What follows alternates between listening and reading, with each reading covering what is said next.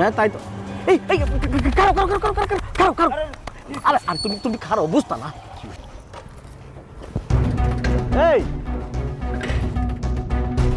আরে এই ড্যানি ভাই, বড় ভাই, আমার হেলমেট দিয়ে যান। এই বড় ভাই, আরে আপনার ব্যাগ নিয়ে যান, আমার হেলমেট দিয়ে যান। বড় ভাই যাও যাও। কি স্যার, বড় ভাই পালাইলো কেন?